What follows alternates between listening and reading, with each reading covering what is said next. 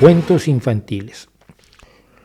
Voy a contar una historia de cuentos infantiles que creo que se relaciona muchísimo con la forma en que ha evolucionado la moral social. Y aquí evidentemente el avance de la moral social tiene excesos y tiene extremos y tiene absurdos como los de lo que yo llamo wokismo, que no es lo que llaman wokismo los ultraconservadores, porque para ellos yo soy super woke, que no, para nada. Es decir, estos extremos de yo soy antifascista, hombre, yo también, ¿quién va a ser profascista? A ver, algunos pocos, pero no, lo correcto es ser antifascista. Vale, pero tienes que ser antifascista como yo y estar en contra de todas estas cosas contra las que yo estoy. No, habíamos quedado que estábamos contra el fascismo, aquellas cosas hay que valorarlas. No, entonces tú eres un maldito fascista. Vale, bueno, pues, hay que estar en favor de la justicia social, hombre, sí. La gente que no tiene culpa de su situación tiene que ser apoyada y protegida, hombre, los más desprotegidos en la sociedad hay que garantizarles un mínimo de atención, y viva la justicia social, y si se explotan pagándote sueldos de basura mientras se está enriqueciendo el otro, pues hombre, hay que luchar porque te mejoren los sueldos y las condiciones de trabajo y que no pierdas la mano en la fábrica, aunque tenga que prepararse una maquinaria que tiene unos sistemas especiales que cuestan dinero, para que entonces cuando tú preparas la máquina para que haga una prensa hidráulica, pues para que baje la prensa tienes que tener las dos manos en dos controles que no puedes operar con una sola mano porque eres muy listo. Y entonces, como tienes que tener los dos controles, así evitamos que te aplastes las manos en las prensas hidráulicas, como lo hacían los obreros del pasado. Todo eso es justicia social. ¿Estamos de acuerdo con la justicia social? No, pero aparte tienes que creer en tales y otras cosas. Y en las teorías de Judith Butler, no creo en eso. Entonces tú estás en contra de la justicia social. No. Pero sí ha habido un avance moral en las sociedades. Y ese avance de las sociedades creo que lo revelan muchísimo los cuentos originales del pasado. Los cuentos de niños que contamos y conocemos hoy y que Disney disneyficó y suavizó enormemente, porque no está bien enseñarles a los niños ciertas cosas y enseñarles a los niños que es bueno vengarse de alguien poniéndole zapatos de hierro al rojo vivo. Vamos a llegar a eso. Y que nuestra sociedad pues ya no celebra la tortura, la esclavitud, el canibalismo y estas cosas. Y entonces nuestra cultura cambia los cuentos para que, sin destruir a los del pasado, que eso sería lo incorrecto. Lo incorrecto sería borrarlos del pasado. Pero entonces, por ejemplo, los hermanos Grimm, Jacob y Wilhelm Grimm, no escribían para niños, en realidad sus cuentos eran para adultos. Se contaban después de que los niños iban a la cama. Se contaban en donde se dormían los niños, pero se los contaban entre adultos. Entonces, por ejemplo, en la Blancanieves de los hermanos Grimm, que donde ya es heavy que la reina pida que le traigan el corazón de Blancanieves. Pero es que lo que ella le pide en el cuento original al cazador es el hígado y los pulmones de Blancanieves para comérselos. La reina. Esto es Blancanieves. En Pinocho es un original de Carlo Collodi de 1883, cuando el grillito, la conciencia, Pepe Grillo, la conciencia de Pinocho, se ríe de la cabeza de madera que tiene Pinocho, Pinocho le lanza un martillo y lo mata, plancha el grillito. ¿Se imaginan en la película ahora que el muñeco mate al grillito? Sería terrible. Pero finalmente, bueno, en la novela original cuelgan a Pinocho de un árbol y se ahoga. La Sirenita de Hans Christian, en la Sirenita de Hans Christian Andersen, por ejemplo, la Sirenita consigue piernas a cambio de su voz. Y entonces le quita la voz mágicamente a la bruja, ¿no? No. En realidad, en el cuento le corta la lengua y la guarda. Es bastante más siniestro. Y las piernas de la Sirenita le funcionan, pero cada vez que da un paso le duele muchísimo las piernas, tiene un dolor tremendo en las piernas.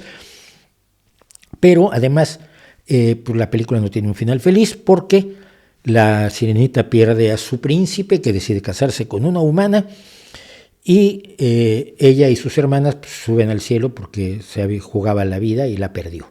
Entonces al final la sirenita se muere, ¿se imaginan eso en una película o en un cuento que le cuentas a los niños en la actualidad? En La Cenicienta de Charles Perrault las cosas son mucho más graves. Las hermanas, cuando se prueban el zapato, para poderse casar con el príncipe, una se corta los dedos de los pies y la otra se corta el talón, por órdenes de su madre. La madrastra de Cenicienta les ordena que se corten los dedos y el talón para caber en los zapatos, pero el hada madrina le avisa al príncipe que se fije que que la sangre que hay en los zapatos de cristal, que no eran de cristal, eran de raso, ahí hubo un problema de traducción. La sangre revela que no es que tuvieran un piececito pequeño, sino que tenían unos tremendos pies que se habían cortado. Bueno, pues finalmente le identifica a Cenicienta el príncipe y las hermanastras son invitadas a la boda para que vean que no hay mala sangre entre ellas, pero aparecen unos pájaros y les arrancan los ojos a las dos hermanastras. ¿Te lo imaginan en un cuento? Bueno, pues acabemos. Tengo un montón, pero no me voy a extender más. Tengo un montón, pero bueno. Caperucita. Caperucita era una narración diseñada por Charles Perrault para advertir a las chicas contra los depredadores sexuales, lo que está muy bien, por otro lado. Pero simple y sencillamente permite que cuando el lobo le dice a Caperucita que se meta a la cama con él, que es la abuelita, disfrazado de abuelita, y Caperucita no se da cuenta, pues entonces se la come. Y ya los hermanos Grimm ya dijeron que bueno, no pero luego vino el cazador y la sacó estaban Caperucita y la abuela no las habían masticado el lobo, entonces estaban enteras y ya pues abrió el lobo y salieron. Pero no. La más brutal para que yo recuerdo y que procede de un cuento del siglo XIV francés es La Bella Durmiente. En La Bella Durmiente el rey encuentra a la Bella Durmiente y la viola. Entonces ella sin despertar, tiene un bebé. Pero el bebé, cuando crece, pues está jugando con él, le muerde el dedo, está jugando con ella, le muerde el dedo, y entonces a ella se le sale la astilla de la rueca que le había causado que estuviera dormida. Y entonces ya despierta y se entera de que ahora es madre. En otra versión, en la historia de Giambattista Basile de 1634, es un rey el que embaraza a la dama dormida, que da a luz a unos gemelos. Entonces, cuando la reina se entera de esto, que tiene una amante dormida, el rey es tremendamente siniestro, manda al cocinero para que traiga a los niños para comerlos, para cocinarlos y comérselos.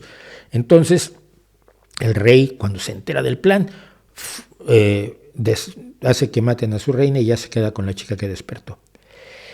Son historias tremendísimas. ¿Qué ha pasado? Yo creo que lo interesante es preguntarnos qué ha pasado. Como sociedad vemos el mundo de manera distinta, y esto lo decía, lo demostraba Pinker en su libro sobre los mejores ángeles de la humanidad. Hemos aprendido a rechazar cosas que para los antiguos eran perfectamente normales. Desde la violación o la propiedad de la mujer, como mencionábamos en el regalo de mujeres durante la conquista española en Mesoamérica, y que practicaban tanto los españoles como los mesoamericanos, mientras no se casaran, porque entonces ya no era cristiano. El uso de la mujer como moneda de cambio prácticamente, como regalo, como propiedad, como objeto. La tortura, la esclavitud, la aparición del pacifismo, el rechazo de la pena de muerte, el rechazo de las penas de humillación, la pena de humillación, el cepo donde metían a la gente con la cabeza y las manos, era una forma de humillación pública. Y lo que hacía la gente era aquel que estaba en el cepo esa semana, pues no lo miraban feo y se reían de él, le lanzaban heces fecales y lo humillaban de todas las maneras posibles mientras estaba en el cepo. Creo que el cepo es una institución más británica, más anglosajona que latina, por cierto. Pero las penas de humillación, el marcado a hierro, etcétera, etcétera, existían en todo el mundo. Hoy rechazamos en casi todos los códigos penales las penas degradantes, las penas humillantes, las penas de mutilación, las penas de marcas. Cuando nos hablan del pasado y nos pintamos una realidad disneyficada, tenemos que acordarnos que no, que el pasado era así, era brutal, era cruel, enormemente cruel. Despreciaba muchas cosas a las que hoy les damos aprecio. Y esto habla, esto habla de un avance, de un progreso real en la moral humana. Los romanos abandonaban a sus hijos, simplemente los dejaban en la calle para que murieran de exposición. Esto nadie lo haría hoy. Y la cultura romana era maravillosa. ¡Ay, sí, qué bonito haber sido legionario romano! No. Había brutalidad y había crueldad y había bestialidad y había una visión sangrienta, sanguinaria y confrontacional que vamos superando poco a poco y que se nota en nuestras leyes y en nuestra práctica cotidiana. Y creo que siempre es bueno entonces que recordemos, para no olvidar este detalle, lo que eran esos cuentos para niños, donde algunos sí eran para niños, pero buscaban enseñarles a los niños que sus acciones malvadas tenían consecuencias, como en el caso de Hansel y Gretel, cuando casi se los come la bruja.